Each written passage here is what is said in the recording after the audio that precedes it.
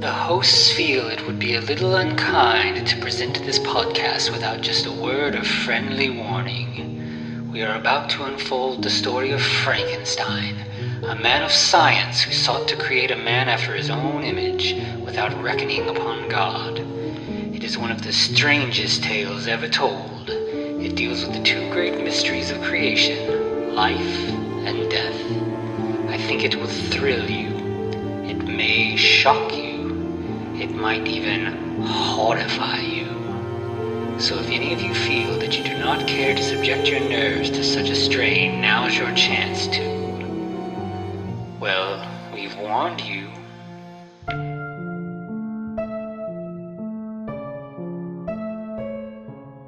Hello, and welcome once again to the Frankencast. I'm the mad scientist, Anthony Bowman. My pronouns are he, him, and I'm joined as always by... the green fart cloud that is Hayden Orr. My pronouns are also he, him. Yeah, yep. Man, I understand when it comes to like kids movies, you got to throw them some like kid jokes, you know. But that did just feel like the worst addition to this movie. That was.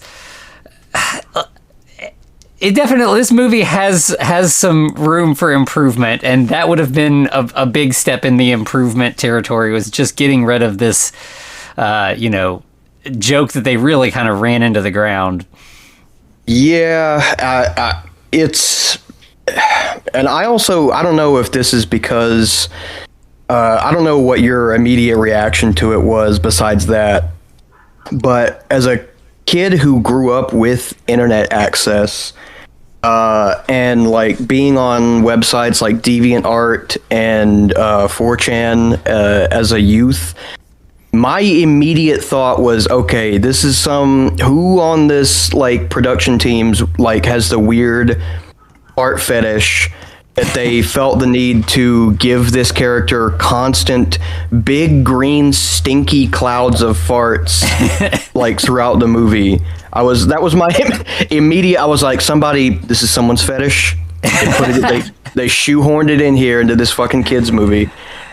Yeah, because it really goes hard, and it never, I was almost like, okay, they're leaning into this so much, there's going to be a Chekhov's fart at the end, and there never really is. Yeah, like a fart is going to save the day at the end of the movie, but no.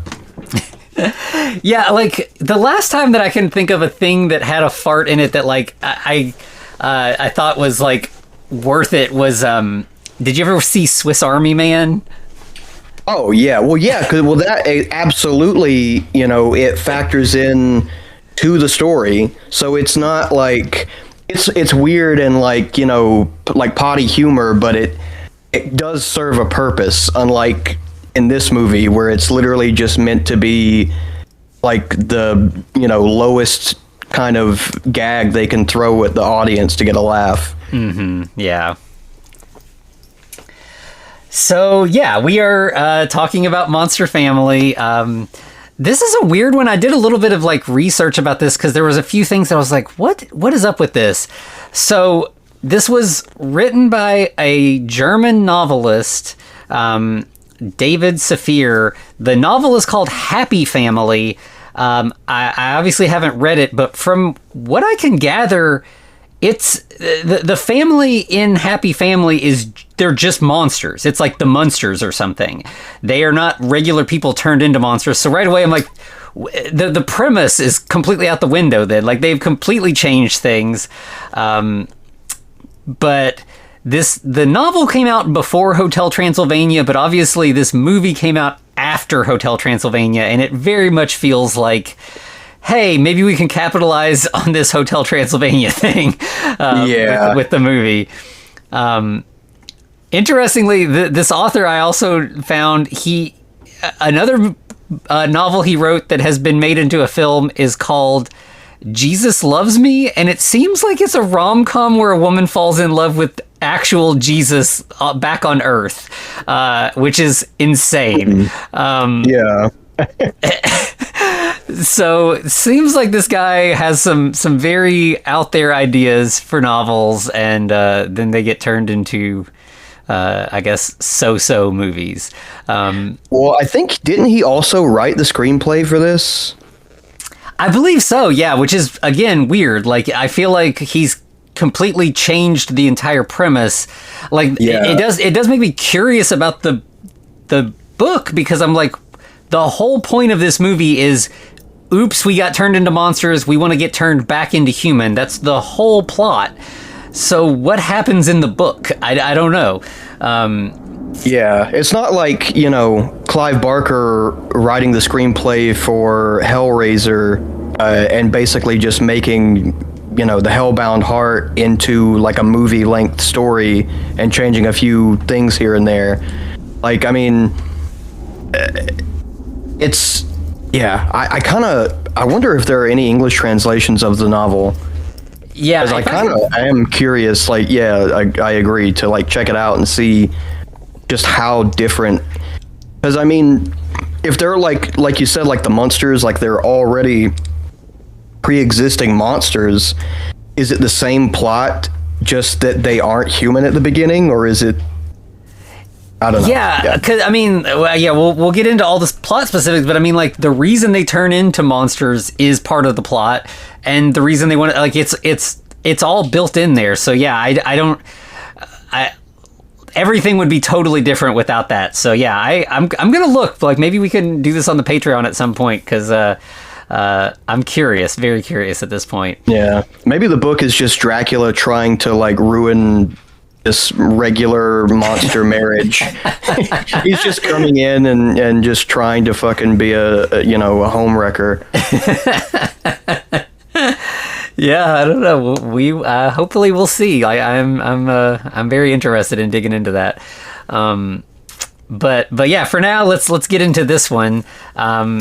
So we start out.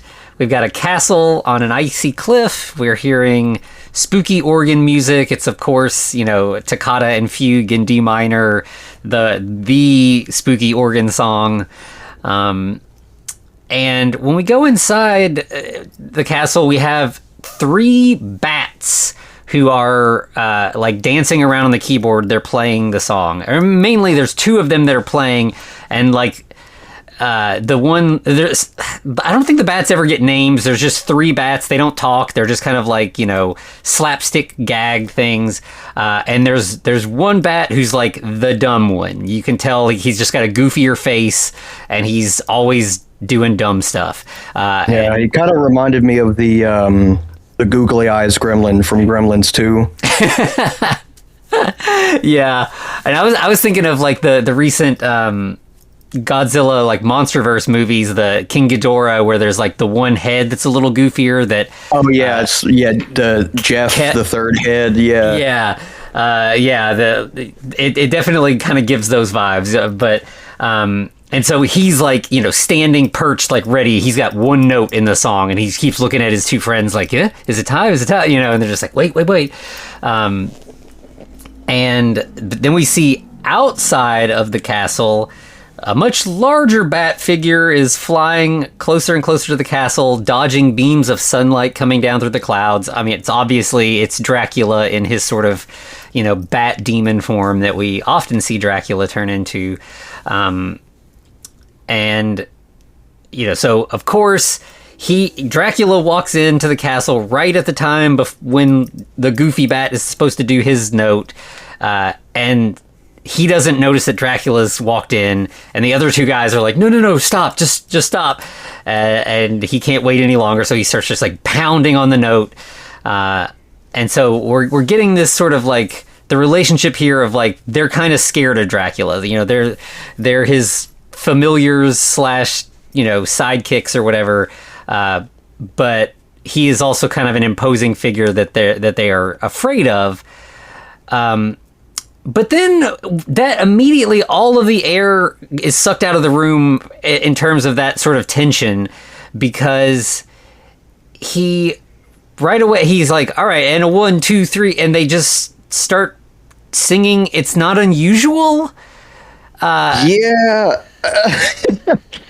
I don't really get the why that song was used specifically, but Sammy is a huge Tom Jones fan, and so that was just kind of surreal hearing that coming out of this fucking weird ass movie. Yeah, I think this is sort of the fault of DreamWorks, you know? I mean, I think like Shrek maybe was one of the first movies to just like dump a bunch of pop song needle drops into the middle of a kid's movie. I mean, there's certainly, this has happened before, but like, I feel like the DreamWorks movies have really, really leaned into this. Like the Shrek soundtrack, I think, like actually like, you know, had like an impact on, you know, kids who grew up on it. Like some of the songs from it are like, you know, faves to this day for people who grew up on this movie. But here it makes less sense somehow. That, like, you know, in Shrek we're in this fantasy world, and why would we know songs by Smash Mouth? It makes no sense. But here, similarly, like, we're sort of more in the real world, except why would Dracula want to sing? He seems kind of dour for the most part. He's certainly evil in this. And yeah, you know, like the bat seemed scared of him for a second, and then he immediately just like leans into being goofy with them. They're playing the trumpet part. He's, you know, dancing around, singing the song.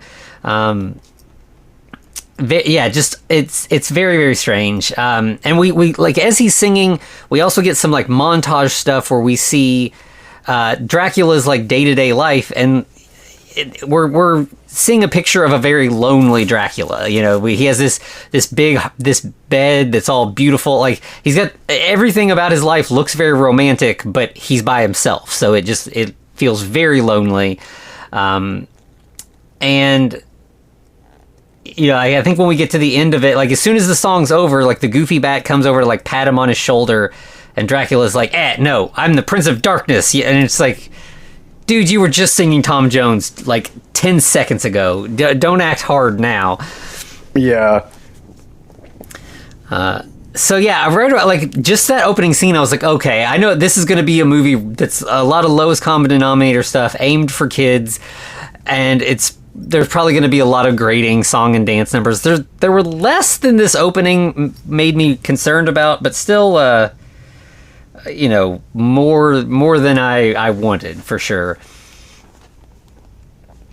But yeah, we go from him sort of like brushing away the bat to our Monster Family title card, and then we see we're like, you know, in a city somewhere. There's a woman like walking along the sidewalk. It's crowded. She's like, you know, dancing around people, and she makes a call, and we cut from her like dialing the number to Dracula answering, or like his phone is ringing, and it's again sort of like a comedy of errors bit where, like, you know, Dracula has a cell phone, but he like uses it so infrequently that he's confused. He doesn't know what's happening.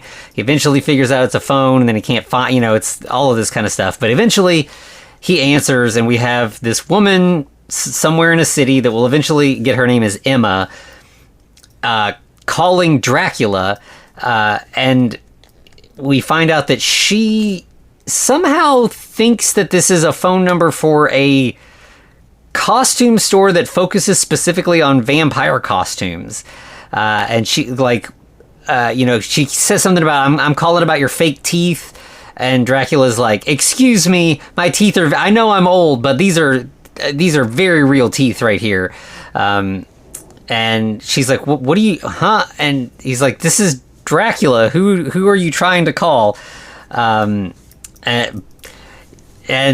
so once they realize the confusion, he's like, but since we're talking, we could keep talking. I'm bored. Let's just talk.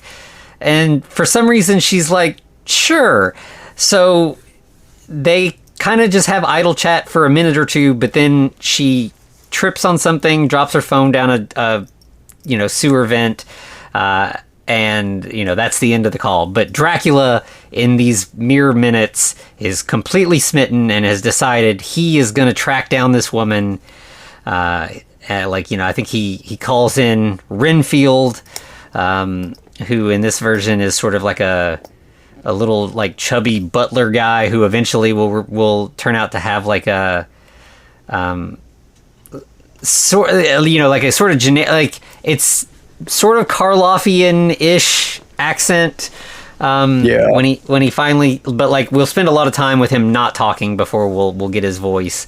But yeah, Dracula's like, find that woman. Like I want to track her down. And we go back to Emma, where we find out that like she runs a bookstore with her friend who's like an aging hippie. And Emma is just kind of overwhelmed. Like things are not going good in her life and with her family. It feels like they're all cursed. Max, her son, is like a huge science nerd. He's getting bullied at school. Meanwhile, her teenage daughter, Faye, is too desperate to grow up and is just in the angsty teen stage where she's just like, being mean to her mom all the time. And we get little scenes of these things playing out where like Max, does this overly elaborate science fair project, and then, a kid picks on him, and then Faye, like, sees this, she's walking with, like, a girlfriend and, like, sees this, like, acoustic guitar boy that she, like, bumps into and, like, can't talk. She's just really, like, flustered and everything.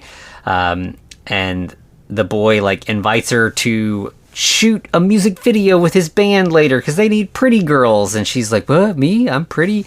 And then meanwhile her husband Frank he's never at home, he just works too hard. So yeah, we're getting this picture of like a fairly typical family and fairly typical family struggles, but sort of like it's weird because it's aimed at kids younger than anybody in this family.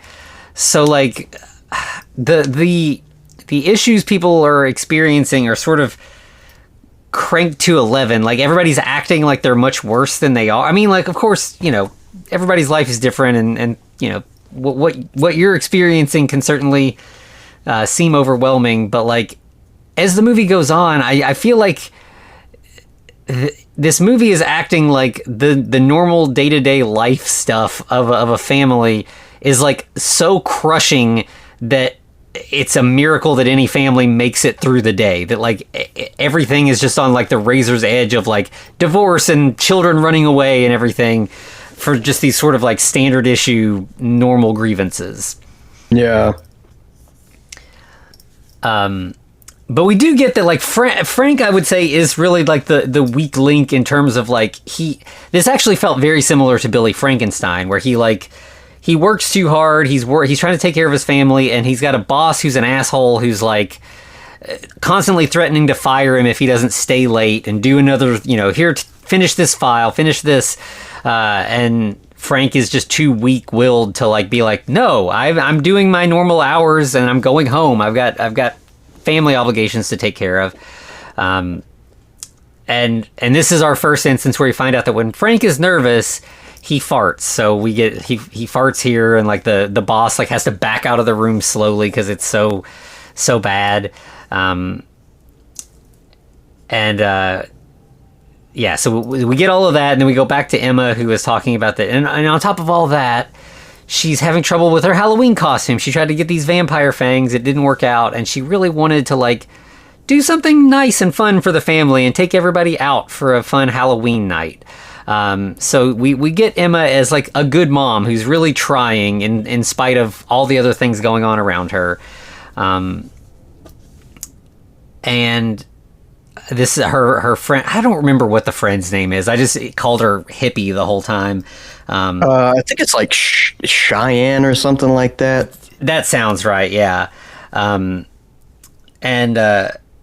Yeah, Cheyenne is like, oh, don't worry about it. I got you some vampire fangs. And she's like, gives them to her. And once it's like Emma puts them in her mouth, and she's like, yeah, they were gently used. And it was like, you. And she's like, they're clean. I'm sure they're clean. It's fine. And not only that, Emma's like, yeah, I got to find something to do with the family. Like, she just has this idea that like we could have a fun time on Halloween, but she doesn't really like planned it. And Cheyenne's like, I got you invites to this cool party. I think you all have fun and it'll be great. So we just cut to like that evening, Emma trying to convince the whole family that like we should do this. It'll be a good family activity. We'll all have a good time. I think it's like the rest of the family doesn't seem interested. She keeps kind of pushing. She's like, I even got you all costumes. And then we cut to them all in their costumes, and they're like, nah, I'd rather just stay home and do my own thing.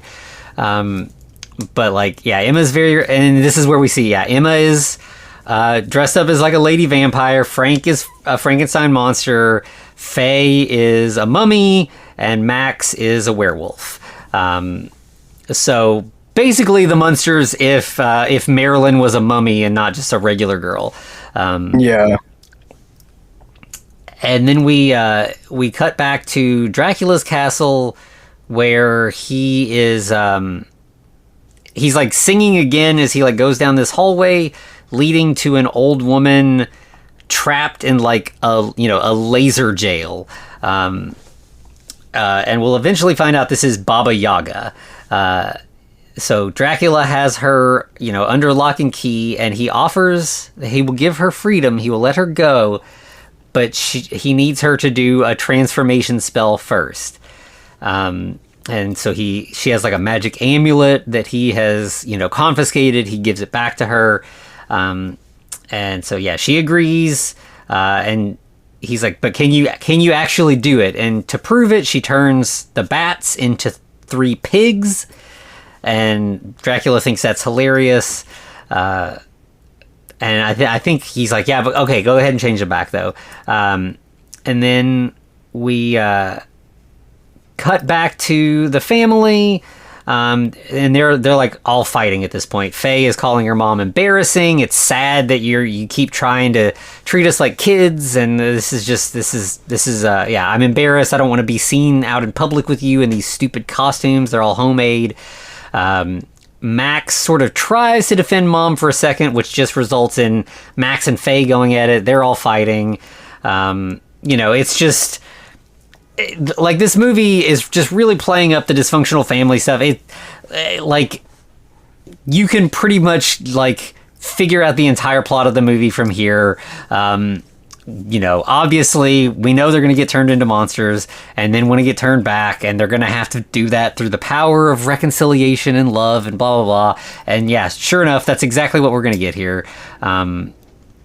It definitely feels like it's a movie trying to convince families to be nicer to each other, as if like this sort of animated film is likely to, kids are going to miss the message. Adults are not going to be paying attention to this movie while their kids are watching it.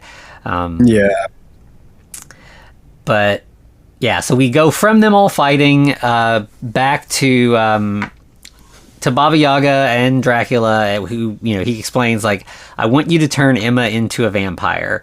And Baba Yaga's like, you're a vampire. You can just bite her and turn her into a vampire. And he's like, yeah, but if I do that, she'll be a traditional vampire. She'll lose her soul. And her soul is beautiful. This is why I'm attracted to her. I want her soul to stay. Which yes, her soul, this woman that I've talked to on the phone for about 2 or 3 minutes. Yeah, right. Yeah, like we're trying to like act as if Dracula is some sort of like actual romantic here. But yeah, he doesn't know anything about her, and he is still trying to, by devious means, take ownership of her from her family. So all bad. And so we go back to the family, who have been sort of against their will dragged along to this party by Emma. And I think like the end of the scene with Baba Yaga is she's like, I can try it, but this kind of thing only works on unhappy people. And Dracula's like, then it's gonna work. I've been spying on her. Her family situation's a mess. She's not happy. But so we get the family, and we get this is sort of just like an embarrassment ritual for this doesn't really forward the plot in any way. We have them show up at this party, and like there's a woman with like a clipboard and a headset, and she's like, "Oh, great, you're here. Follow me." And they're like, "Oh, wow, this party's, this is fancy. We're getting like escorted into the party," and then they find themselves on a stage in front of an audience who are not in costume, and we realize that like, this is like a cool hip Halloween party where people don't dress up, but they thought the band was going to dress up. So this lady is some sort of party planner, person, and thought that this was the band, and it's certainly not. So for whatever reason, the family's like, I guess let's try to pretend we're a band, and none of them know what they're doing. It's a mess. Yeah. Emma starts singing a Christmas song for some reason. And everybody else is just making noise on their various instruments it's not in any kind of tune, or it's horrible. And right away they get thrown out of the club because it's obvious they're not actually the band. And this is when they're like tossed into an alley, and Baba Yaga like poofs into existence up on like a fire escape and is watching them. And so she starts doing an elaborate spell, she's like chanting and everything, and the family's like, what's that crazy lady doing up on the, what's going on there? And they're like, yeah, I mean, she just must be crazy or something. And then, green smoke starts swirling around her and everything. They're like, oh, wait, maybe this is real? Maybe something's actually happening? And like the smoke just fills the screen, and suddenly we go into a really weird like POV scene where we're seeing the world through Emma's eyes, and we see that Max is now an actual like wolf boy. He's like walking around on all fours and is actually furry. Meanwhile, Faye, her bandages are like actually embalmed onto her now. She can't remove them. And then Frank stomps into the scene, and he is much larger, but still very farty. He's just a Frankenstein monster now. So Emma grabs Baba Yaga and is like, fix my family, turn them back. I don't know what you're doing here, but like, I want my family back to normal. And that's when Baba Yaga's like, oh, you don't realize you're changed too.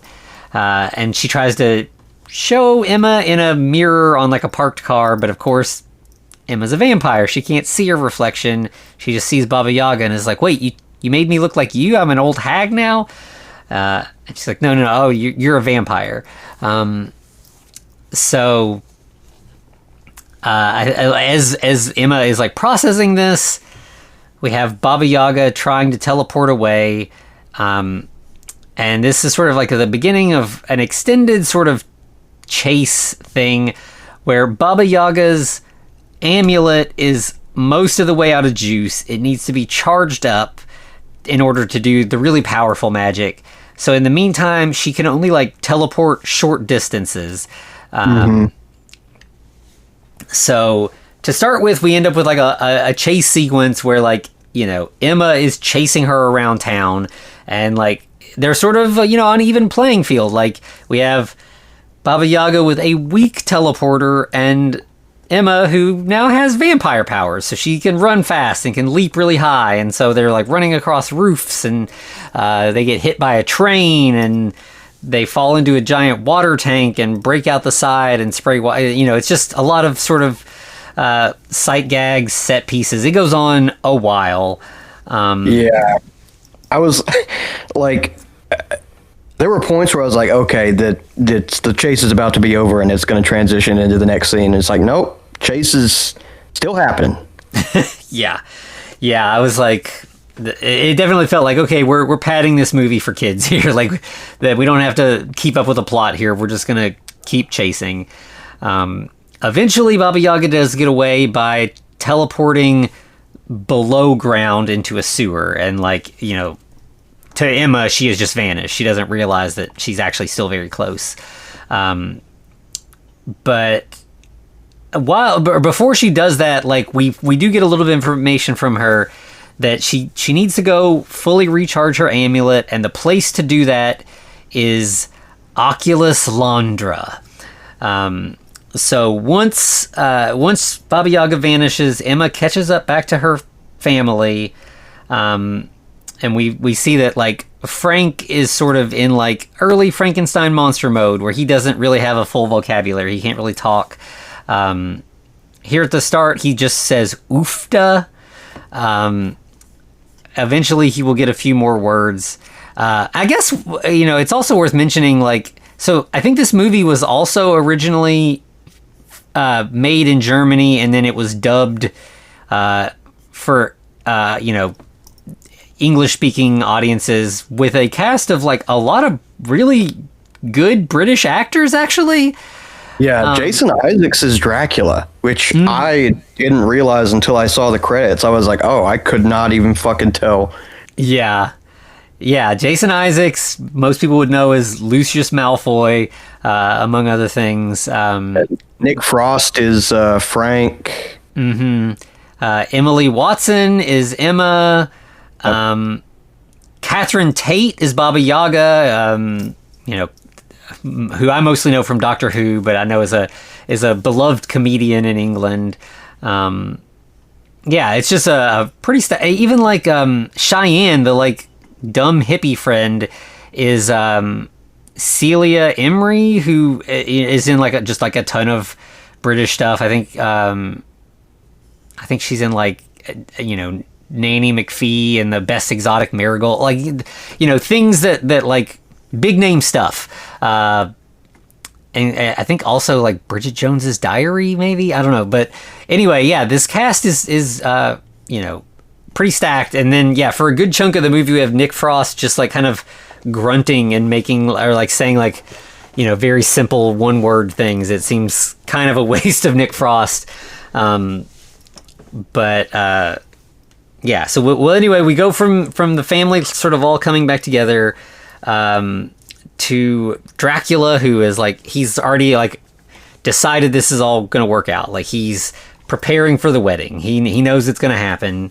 But then we get like, I think a couple different scenes of the family trying to do stuff. The family has this sort of confrontation where like Faye and or like Max is like, this is cool, actually, like this is great, I'm gonna go scare my bully, like which of course the little boy is like stoked about this. He's basically become Eddie Munster if the Munsters had the budget to actually have Eddie be a werewolf. And we definitely have had like in episodes of the Munsters where like Eddie's like, I forget I am a werewolf boy. I don't have to be bullied. I can like, I forget which. There's an episode where in the the original series Eddie like beats up a bully. And it feels very much like this. Meanwhile, of course, Faye is upset that she's a teenage girl and her appearance is important to her at this. No value judgment here. Like that's just.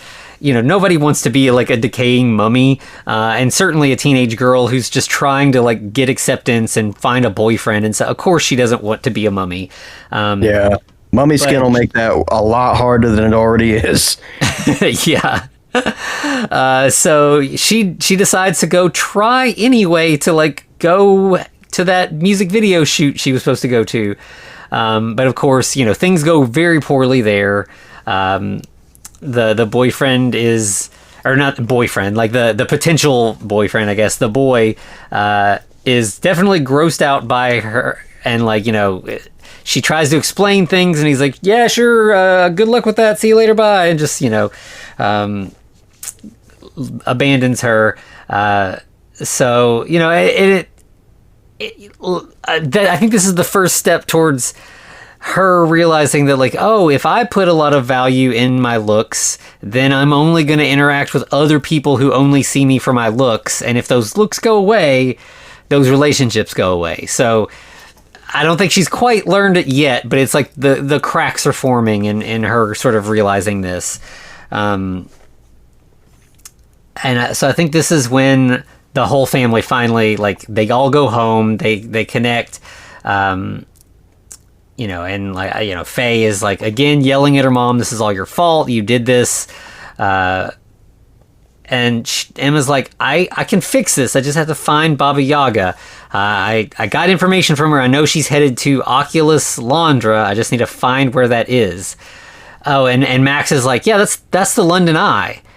And everyone's like, wait, what? And he's like, the Ferris wheel in London, it's called the London Eye, and that's what Oculus Londra means.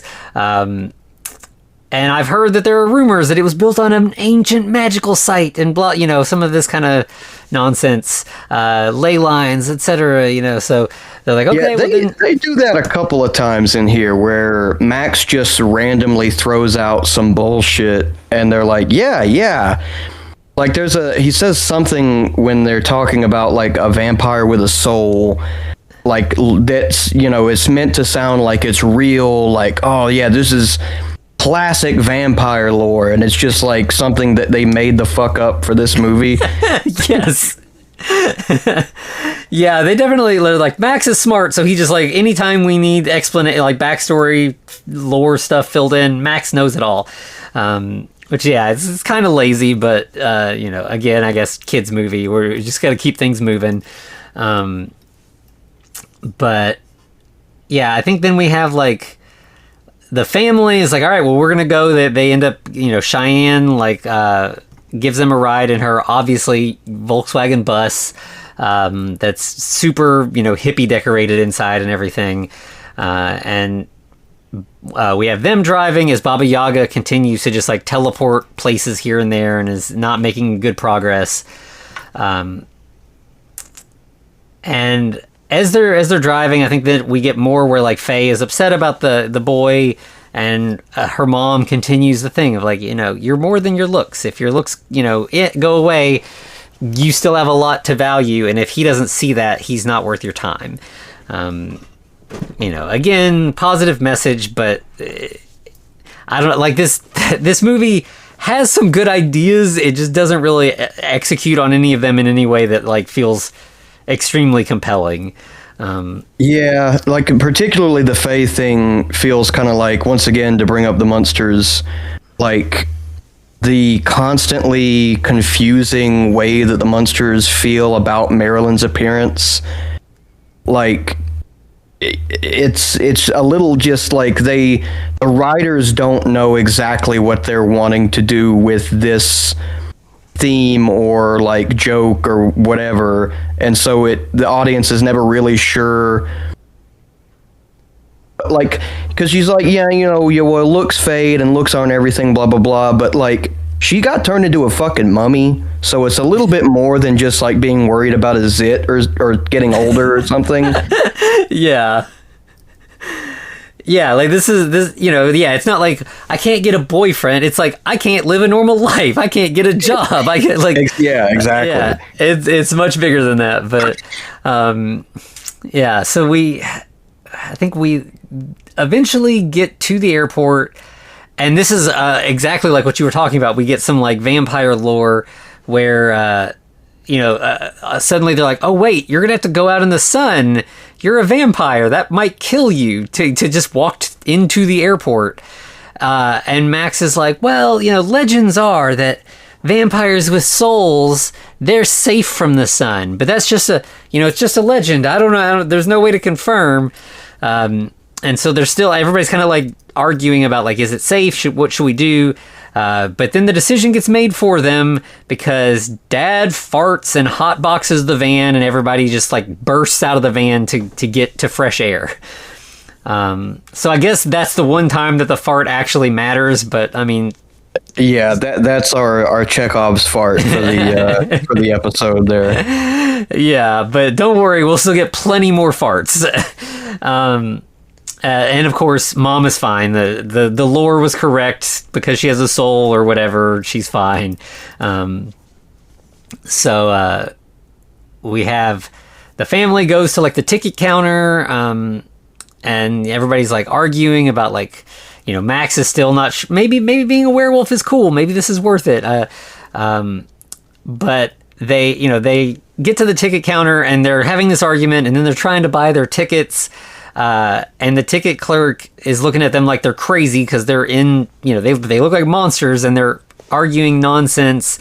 And then, I think Emma's like, yeah, it's 3 adults and a pet, my dog here. We're taking my dog. And, then Max accidentally starts talking, like in the argument, and the clerk is like, what? And then Cheyenne's like, oh, that was me. I'm a hypnotist. I'm wacky like that. I like to pretend the dog's talking. And like the clerk is like, okay, it's time to call security. This is fucking weird. But then we discover that Faye gets something other than just being a desiccated mummy. She has hypnotism powers. Yeah. Which Max, literally throws out, like, our fake mummy movies, like, from the eyes of the mummy, or just like in the Curse of the Mummy's Eye or something. And it's like, man, they're like, we got to have somebody justifying these things that we are doing in the movie, even though it's a fucking, kids movie and we haven't really given a shit thus far. Yeah. Yeah, it's pure nonsense. But it does at least give Faye something to do. And yeah, so she hypnotizes the clerk, who lets them, gives them tickets, I think, for free. Like, it ends up working out better for them in the end. And they start heading towards the gate, and on the way they pass a bunch of like beauty queens who are like all bitchy and making fun of the family as they walk by. So Faye, takes a little more advantage of her new discovered power and makes them think they're monkeys. And so then they're all like fighting. And Emma's like, gives her a dirty look, and she's like, what? I mean, if I got to look like this, at least let me have some fun with it. Which cuts directly to the family on the plane, and everybody's having a great time. Presumably, Faye has hypnotized the entire, all the passengers and the flight attendants and like they're running this plane. They're all having a great time, except suddenly Emma starts feeling the hunger. She's starting to need some blood, and she like comes really close to biting a flight attendant's neck, and then suddenly everything freezes on the plane except for Emma, and except for Dracula, who is just back in. He's somehow on the plane too, just chilling in a back row, and he's like, I came here to help you. I can help you be a better vampire. If you take this pill, it deals with your bloodlust, and then you can live your life happy and with me. You don't have to kill and drain humans all the time. And at first she's like, obviously like, my family. No, I'm not going to do that. And he's like, trust me, you don't want to be left alone with what you've got. Like, this is, you need me. And so Emma's like, okay, I guess I'll go with you to figure this stuff out. Obviously not realizing that, he wants her as his bride, and we get like, this version of Dracula is a little bit like Batman also. Well, I was going to say, I literally which, by the way, he's in like a different costume now. Earlier in the movie, we see him and he's, from what I remember, he's just wearing like a kind of a suit, tuxedo, like classic-ish Dracula look. But for the rest of the movie, he's in this fucking like MCU-ified, unnecessary lines all over it, like flight suit. Like, this is like, Dracula, if he showed up in Avengers Endgame or something. And yeah, he's got like this fucking like flight helmet that he puts on, and he's got a crazy ass futuristic jet that's just been following the plane this whole time, I guess. Dracula has like got all this crazy like supervillain bullshit just because they needed him to have it, I guess. Yeah. Yeah, it's ridiculous. So yeah, his sort of sun armor Batman suit comes over him, and they fly out of the plane into his nearby superjet. We see the family back on the plane. Suddenly everybody's unfrozen, but they're like, where did mom go? What's going on? Like, they missed this whole thing. Everyone was frozen. And back on Dracula's jet, he's showing her how intense this bloodlust is. He has like a vial of blood, and she's like, just like fiending for it like it's drugs. But then he's like, but just trust me, just try this. And he gives her this pill. She takes it, and then suddenly the bloodlust is gone. She's fine. And she's like, oh, thank you, but why are you helping me? Why did you find me and do all of this? And he's like, because you're going to be my bride. And she's like, oh, this is all you. You sent the witch. You turned my whole family into monsters. And he's like, no, I definitely didn't do that. And he's like, but I mean, really, if you think like your family, are you happy? Does your family make you happy? And she's like, sometimes, which is, I mean, is maybe a little too honest, but like, I don't know, like, I would say the average family, like the stuff we've seen from this family is not out of the ordinary. Nobody is really, really suffering, like no one is abusive. No, like it's her feeling this level of sort of like, I mean, sometimes they make me happy, but mostly they're awful. Seems a little excessive for this mom. Yeah.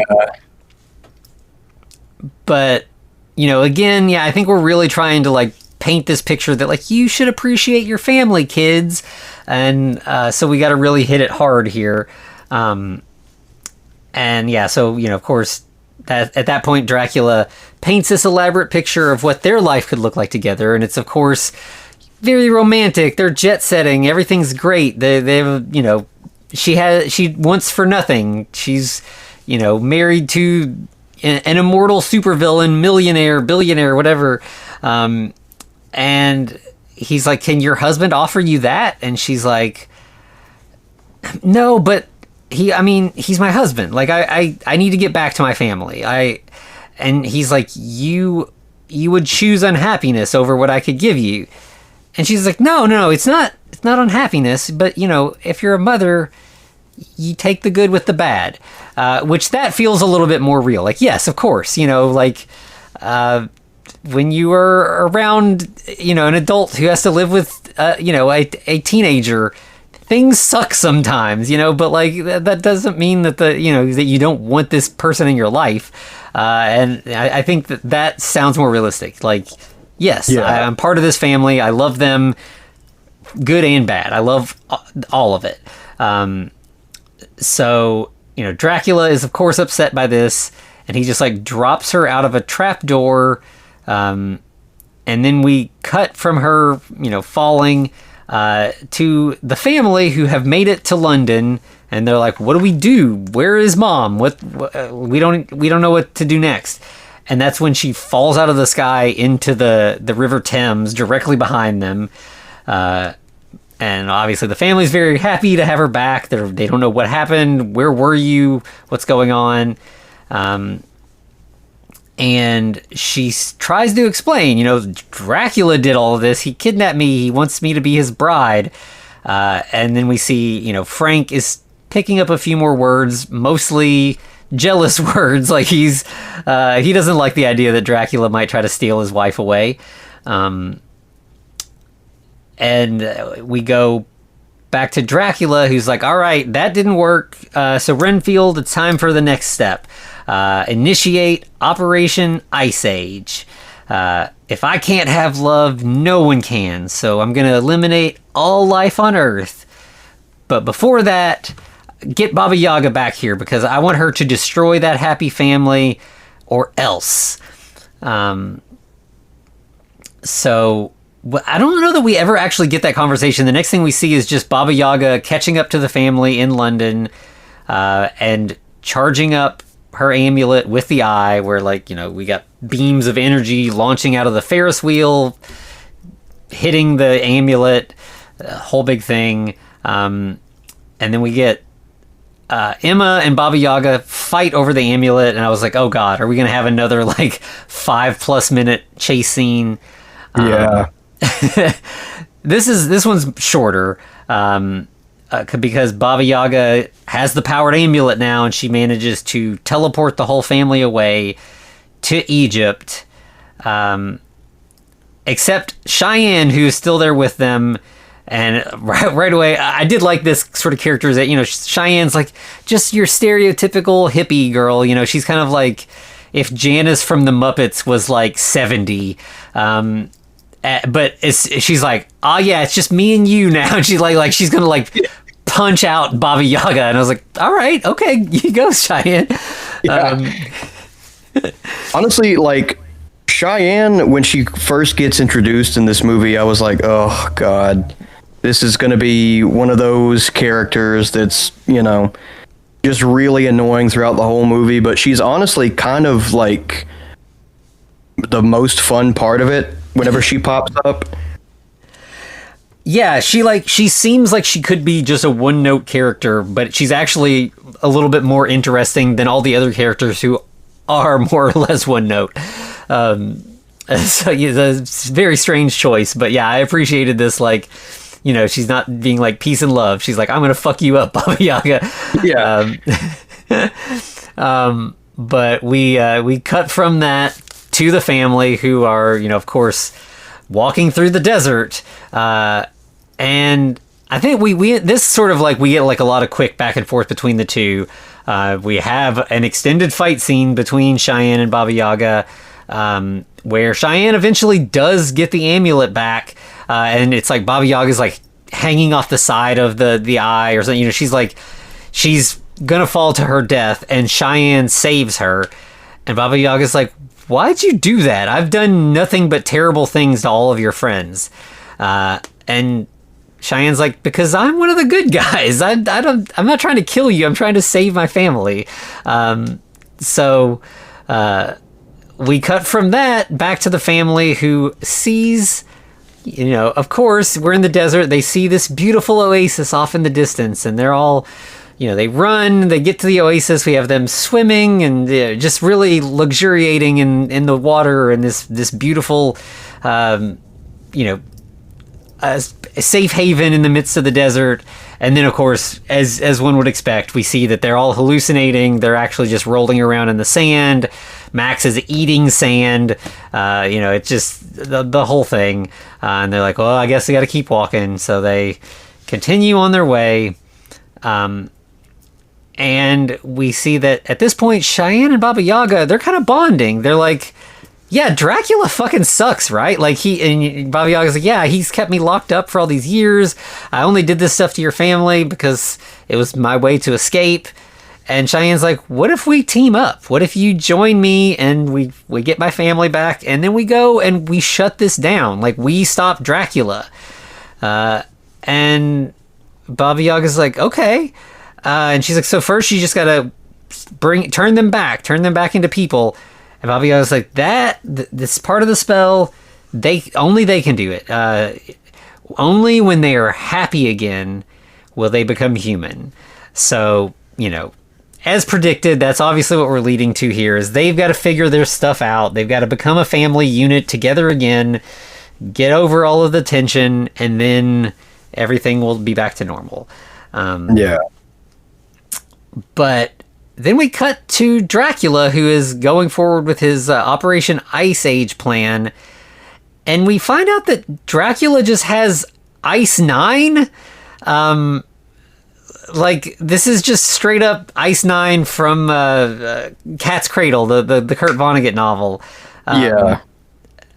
Like, he's got one snowflake protected in this glass dome, and if it touches anything, then ice just spreads from there. So rather than his plan is pretty fucked up, though. Rather than just trying to freeze the earth, he's gonna launch this into the sun and freeze the entire sun, so that presumably that will, I mean, that will also cause the death of the Earth in the process. But it just seems like extra brutal. Like, well, I'm going to ruin this entire solar system, not just this planet. Yeah. Which, by the way, I don't even know if a vampire would survive that. Because, like, it's like, oh, yeah, there's going to be no sunlight, so all the vampires will survive. Like, I think Max says at one point. And it's like, I mean, the entire planet is going to be turned into, like, a literal ball of ice. I don't know that vampires are going to somehow not be able to be fucked also in that situation. Yeah, I mean, at very least, there's going to be nothing to eat. And wherever these pills are being manufactured, that's going to get destroyed as well. So, yeah, I mean, it's not going to be a good life for them either. Yeah, just very, very silly. One of those things where it's like, yeah, as a plot device, sure, it makes sense, but like it doesn't. The more you think about it, the less sense it makes. It is also just very funny though that he straight up it just has like they were like, what could we possibly incorporate into this kids movie about a monster family? Oh, hand me the Kurt Vonnegut collection. Let me pick something out of there. Yeah. But so we go from them moving forward with the plan to the family. They think that they've found footprints, so they must be safe. But then we discover that it's actually their footprints. They're walking in circles. It's even worse than they thought. And this is what pretty much breaks everybody. Like, at first, Emma and Faye get into a big fight. Emma says something about, you don't think I'm good at anything. Like, I'm trying my best. And Faye's like, yeah, no, you're great at embarrassing me and ruining my life, and just destroying everything in this family. Yeah, great at that stuff. And Emma responds, this also feels kind of like, yeah, sometimes a teen is going to say like the most horrible, hurtful shit to their parents. It just comes with the territory. And sometimes it's going to hurt so much that the parent might say some hurtful shit back. And that's less good, because you can really damage the teen, and that's exactly what happens. So like Emma in response is like, why can't I just have a daughter who is good and who doesn't beat up her little brother and doesn't flunk out of school and doesn't make me feel like an actual monster? And that upsets Faye, and she's like, all right, fine. If you don't want me as your daughter, I'm gone. So she just starts walking. And Emma, we get the like, you get back here, young lady, 1, 2, and then we cut to like, 297, and Faye is just long gone. And so now we just have the 3 remaining family. And I don't even remember exactly what happens, but like Emma ends up snapping at Max about something too. I think he, says something about like, you shouldn't have, yelled at Faye or whatever. And, but then, so Max gets upset and he's like, whatever, I'm a lone wolf now. I don't need you all. He walks off in a different direction. And it's the same thing. She starts counting, and then we cut to her counting a much higher number, and it's just the 2 of them. And then, I think Frank is like, maybe we should try to find them. And she's like, oh, now you show up. You've just been sitting here doing nothing. Like, this is what you do every time. Like, I'm left doing all the hard work, and then you think you can just show up at the end and everything's going to be okay, but it's too late. You've allowed this to fall apart. This is your fault. Why don't you just leave? Go away. I don't even want to see you. So she kicks Frank away, like sends him off. So now she's all alone. And we see that Dracula is still spying on her. He sees all of this play out, and he's like, maybe there's still a chance. And sure enough, that's when the pill wears off, and Emma is struck with the hunger again. And coincidentally, we finally encounter civilization in that there's 2 tourists on camels off in the distance. And Emma's like, "Oh yeah, I'm gonna eat me some tourists." And we she's heads in their direction. We cut away to Faye, who is just out in the middle of the desert by herself, and sees like this like a dust devil, a big sand tornado coming towards her, and then it starts talking, and she's like, "What is happening? What's going on?"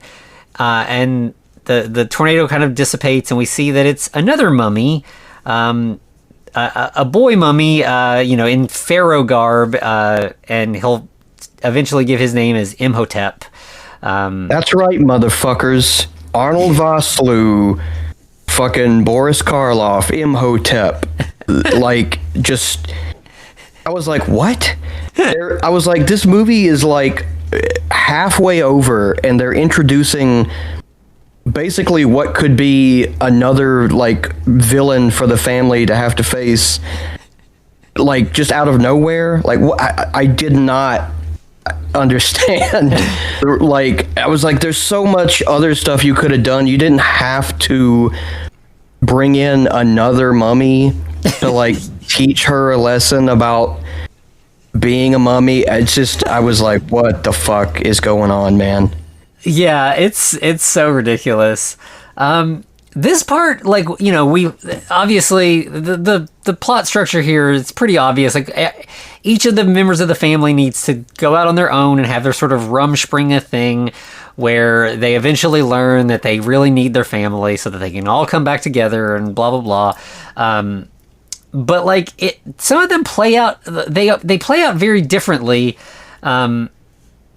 In a way that, like, I felt like was kind of wasted.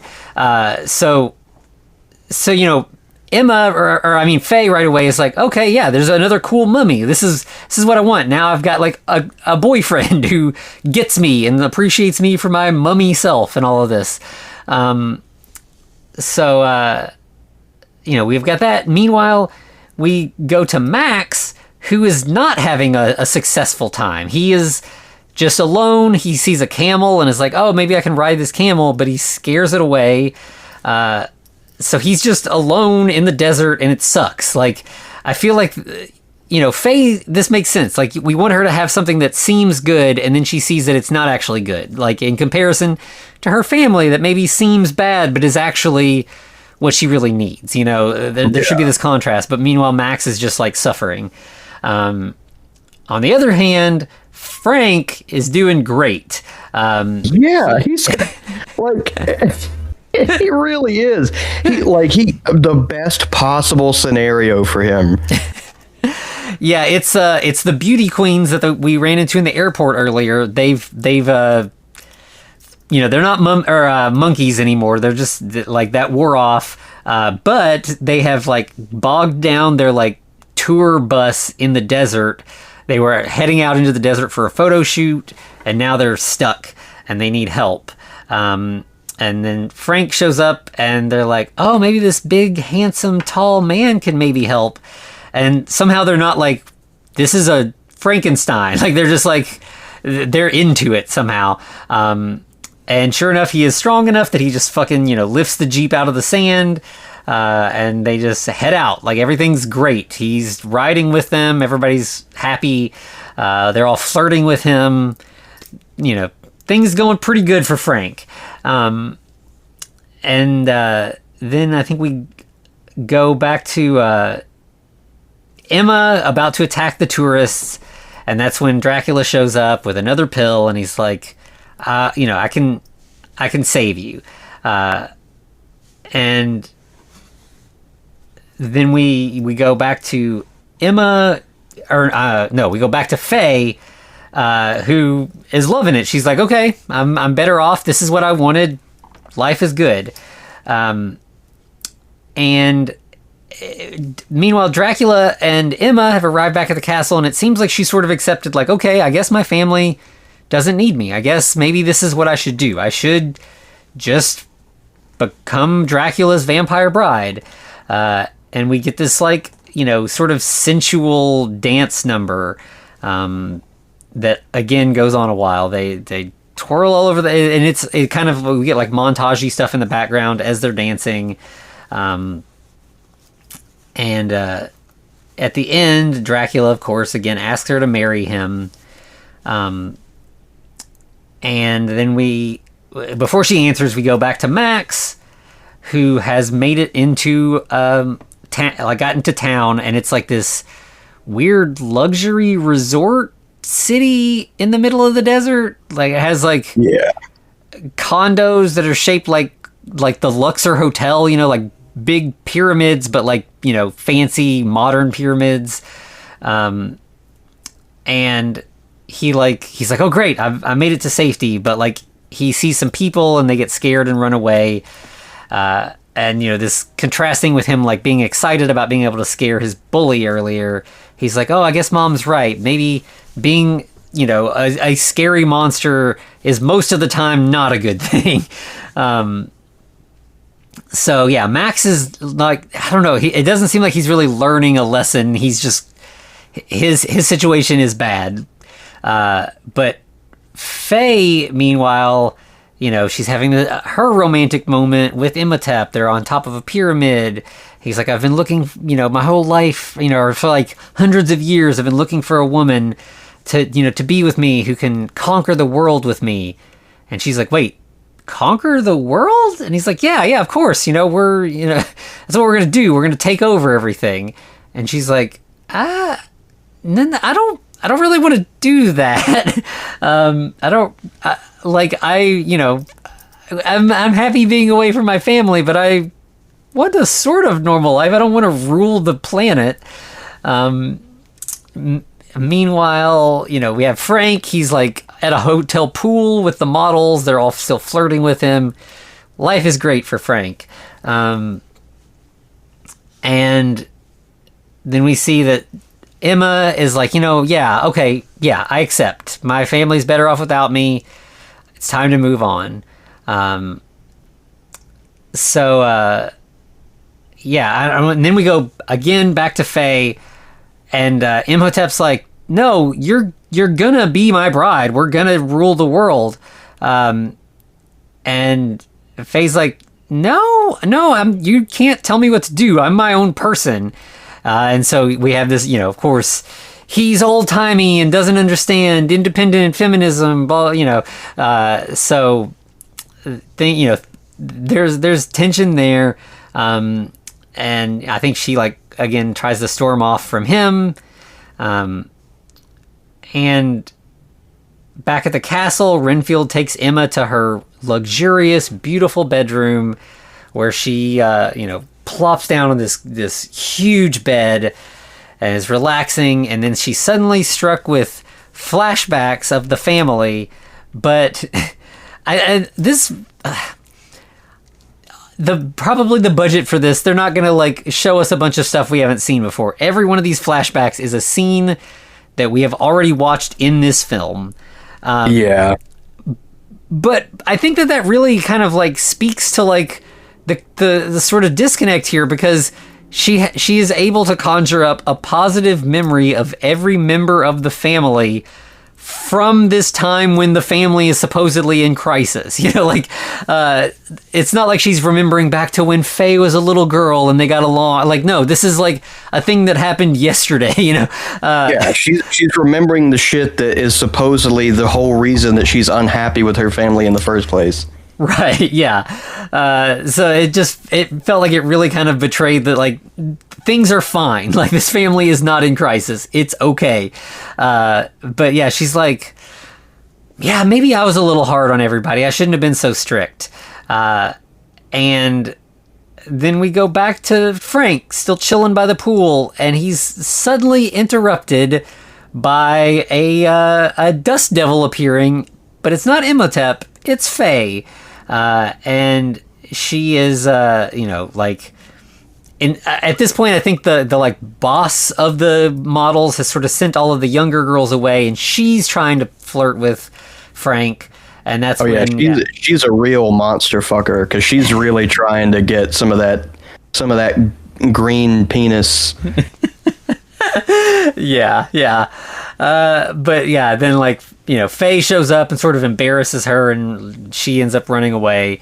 And then that's when Imhotep appears, and he's like, I came back for you. No one will love you like I do, because look at you, you're disgusting.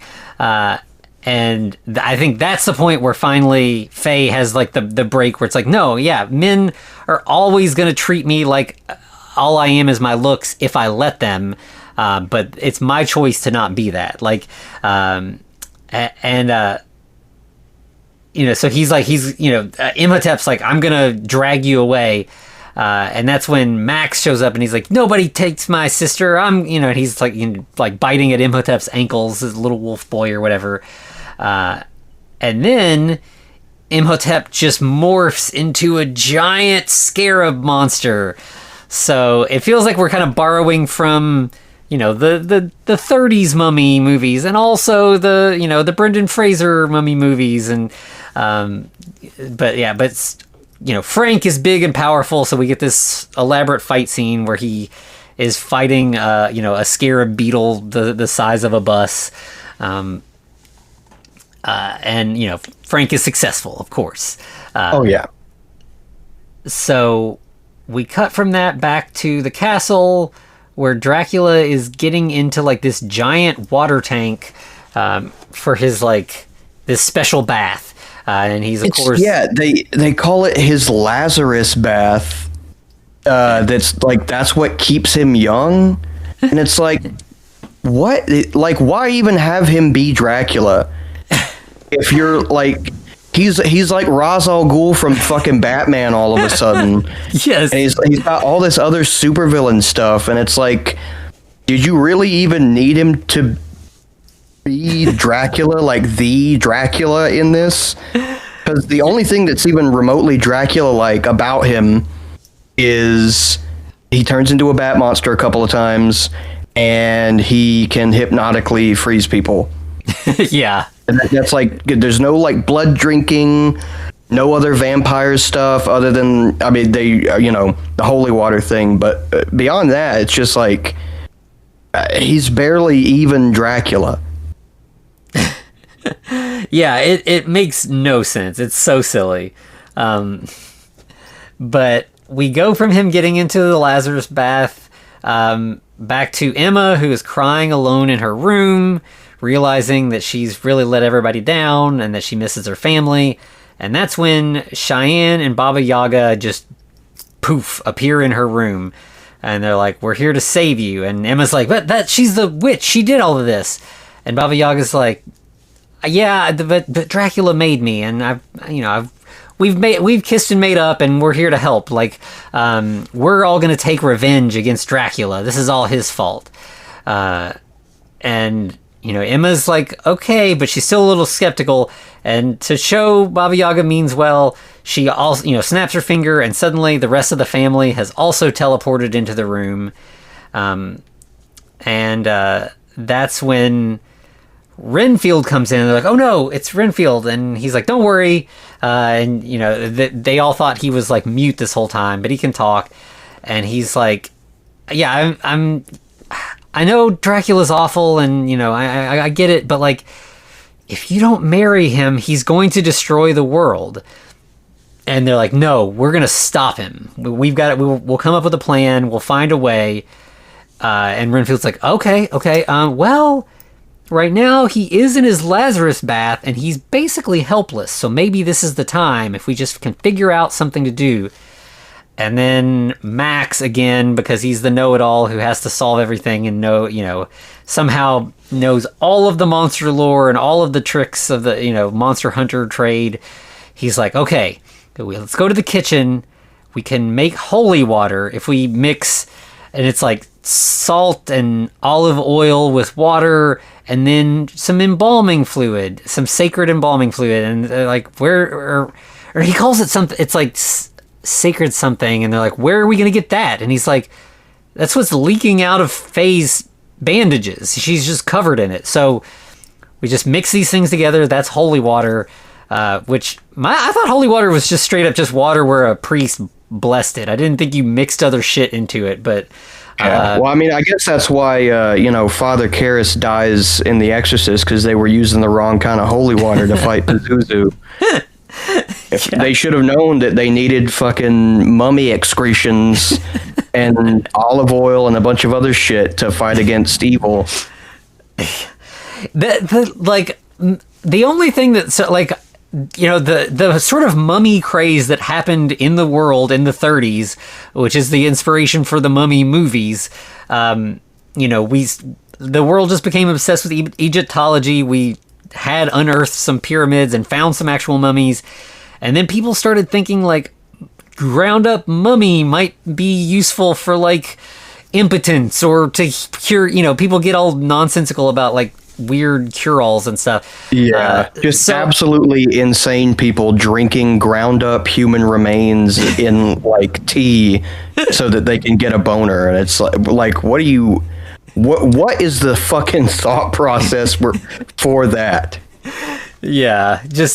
Absolutely crazy. But I wonder if maybe that's where this is this little like we need mummy juice in our holy water thing comes from.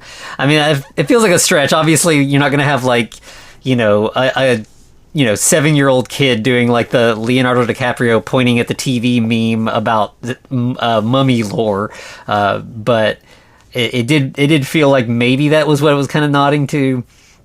Yeah, and maybe it was also just another thing where it's like, Faye needs to have another thing that makes her feel like important to the plot or to the action or something. I don't know. Yeah, I guess. So we end up, we get a bunch of, holy water put together, and they go in to the Lazarus tank room. And Dracula is awake and is like, talking to them. He knows what the plan is. He sees that they've got the holy water. And Dracula is basically like, I may be vulnerable right now, but for every antidote, there's a poison. So, he's been giving her this pill to prevent her from bloodlust. So now he just like throws a pill out of the tank. It flies through the air, goes directly into Emma's mouth, and suddenly the bloodlust is back. So in the chaos of her suddenly like having that, she drops the vial of holy water and smashes it, and then like rushes over to Frank. She's gonna attack him and drain him, and he like gets a little bit more dialogue and says like, I love you or something, and she's like, it breaks through, of course, so they kiss, and Baba Yaga over there to the side watching is like, the greatest magic of all is love. And the friends we made along the way and all that. So then we have Dracula like launches out of the tank and suddenly freezes everybody, and he's like, why do humans always have to be so human? So he I think we cut from him sort of looming over them to the whole family chained up in a cell, with the Ice 9 starting to like power up, and there's just like a big sphere of ice above them getting bigger and bigger. Dracula is like leaving them there as it's getting bigger, and Emma's like, wait, I'll if you just let my family go, if you turn them back and set them free, I'll stay with you. I'll be your bride. And he's like, nah, it's too late now. I'm doing this plan now. He closes the door on them. Then we cut to him also locking up Baba Yaga and Renfield, because I guess he figured out that Renfield was also, part of this whole plot. Then we have the whole family there together by themselves, and they get their sort of hugging and learning moment. They just start apologizing, like, I didn't appreciate you, I'm sorry I yelled, all that kind of stuff. And as they do, they all, the magic starts swirling, and they all turn human again. They're still chained up, but they are human, and they're still like, what do we do now? And the one thing they do realize is that because Frank has now shrunk back to human size. He's free. His cuffs just fell off. But the other three are still chained up, and Frank is not going to abandon them. He's going to be a good dad, and they're going to figure this out. And then, just for not really any particular reason, the bats show up, and they're like, Dracula's mean to us sometimes, so we're going to set you free. Obviously not saying this because the bats don't talk. They're just bats. But yeah, they do set the family free. And then we just cut to the whole family bursting back into Dracula's chambers. And they have a new plan. It's like Dracula says something about, like, I don't know why you keep trying, like, don't you know, like, with a snap of the finger, I can just freeze you all and do whatever I want. This is pointless. And that's when, I can't remember, I think it's Frank. He just, like, launches one of the bats, or maybe two, I think two of them launch two bats at once. Onto both of his hands. Mm-hmm. Yeah, they like, the bats, like, bite down on his fingers, and once he shakes them off, his fingers have swollen up so much that he can't snap his fingers, which he has to do the time freeze thing. So now they're in charge. And we have, like, Cheyenne pops up, she attacks him, and that's when Dracula, if he can't freeze them, he can at least turn into his bat demon form. So he's trying to fight them as this big monster, and the family all sort of teams up, and they're swirling around him and, like, just, doing, whoever he's facing, somebody comes up behind him and tries to attack. They're doing all that. And then they realize they're in the middle of a big circular room that has windows on all sides, and the windows are well curtained because it's Dracula's castle, but they're just curtains.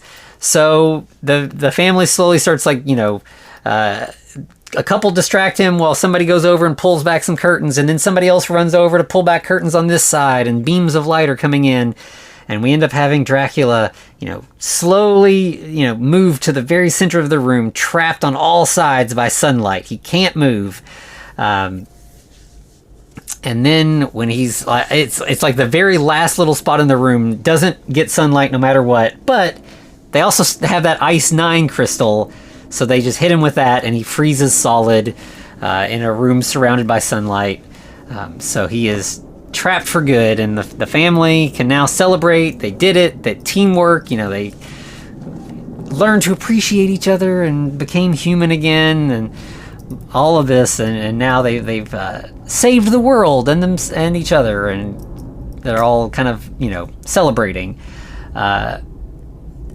And then we kind of freeze frame on this celebration, and we see that we're now, it's Frank looking at a photograph of the family celebrating, and he's at work. He's got a little frame picture on his desk.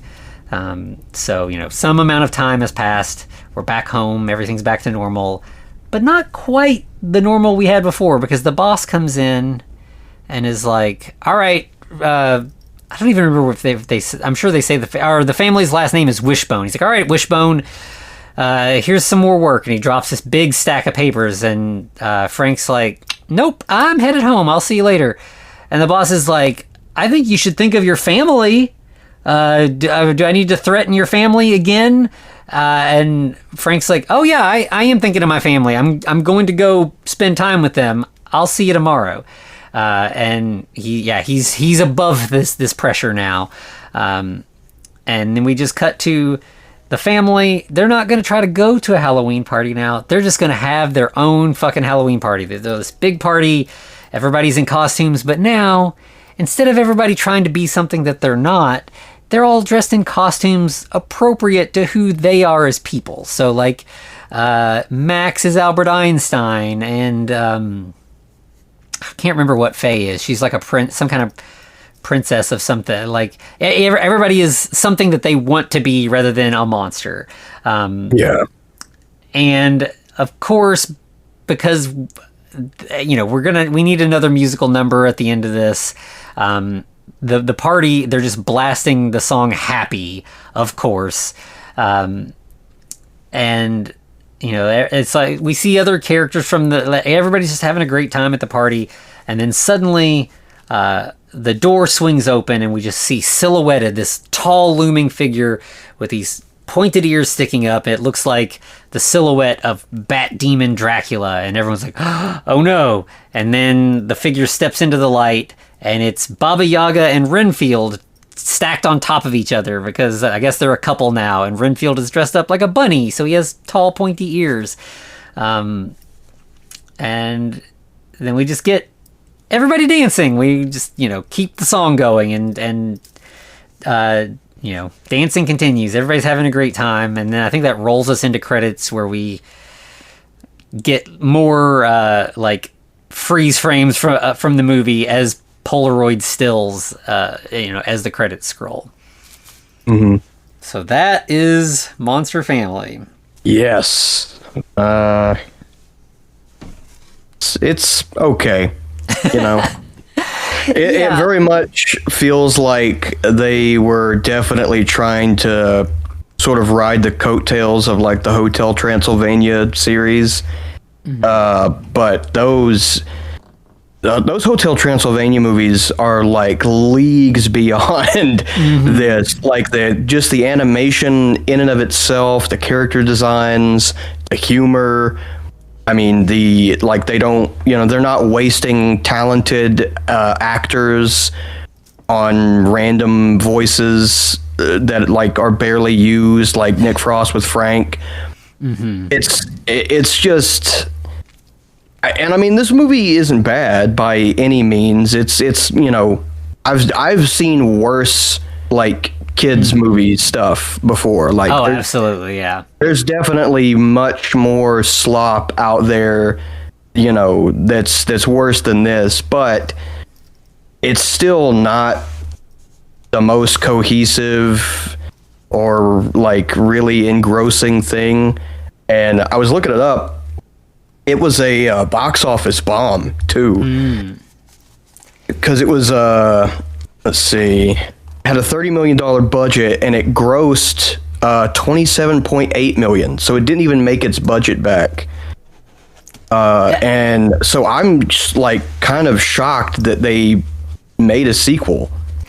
Yeah, we were talking like before we started recording that like, I mean, yeah, one that is wild that they managed to pull off a sequel for a movie that lost money, especially one where like it feels like I don't know what happens next. Like, why would they turn into monsters again? Why? I mean, like everything is solved. Yeah. Dracula's defeated. The family is normal. Everybody loves each other. They've learned their lessons. What can we do in a second movie? I have no idea. So I am definitely looking forward to that. And we will definitely. I'm curious too, but I'm worried. Have you ever watched any of the Disney direct-to-video sequels to their like huge theatrical animated films, like say like Pocahontas 2 or Beauty and the Beast 2, etc.?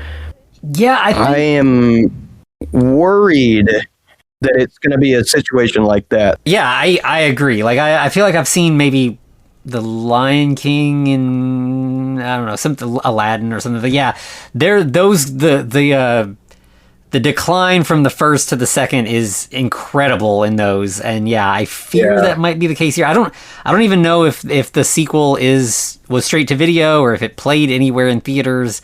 I know very little about it, so I'm gonna go in blind, and we'll definitely see what we see there. That should be very interesting. We were talking before we started recording, so we will be doing that in 2 weeks. Before that, we're gonna take a break, and next week will be a solo episode with me doing another Tubi deep dive. One that I'd been kind of off and on if it like counted enough to be a Frankenstein movie, and I decided, what the hell, I'm doing these Tubi deep dives, they're fun. I'm gonna go ahead and do this one, which is Bride of the Monster by Ed Wood.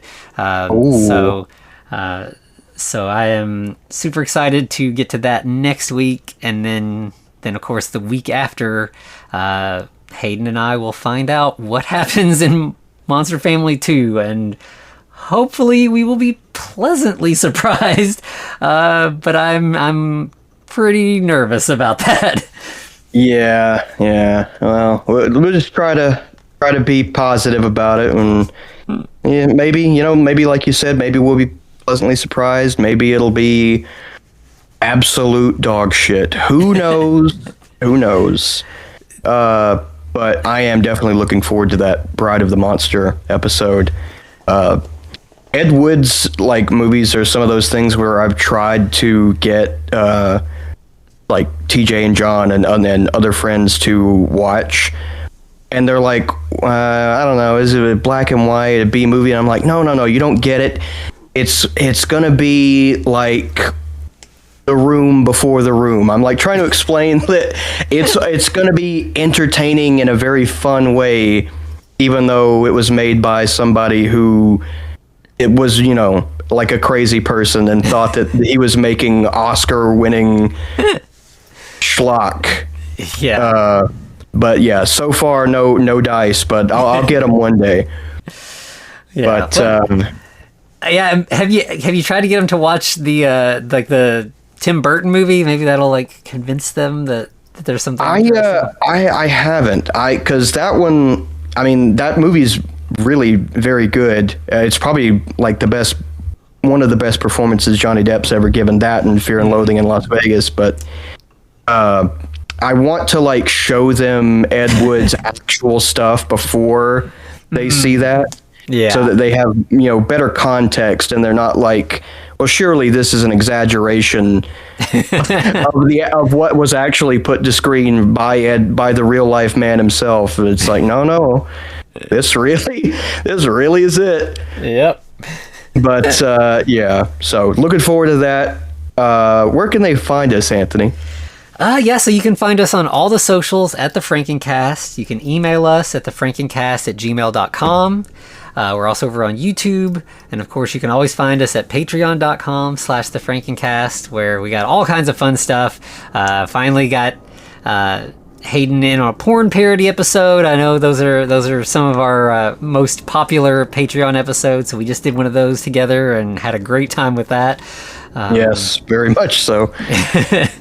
But there's lots of other stuff. We've been doing the Munsters still, and various comic books, and there's whatever you're into. Hopefully we've got some sort of weird Frankenstein ephemera over there that you'll have fun with. Yes, and we will be also doing something special for Pride Month over on the Patreon. Yeah. So if you're interested in that, then definitely subscribe and check that out. But I think that's everything, unless you had anything else to add, Anthony? I think that's it. All right.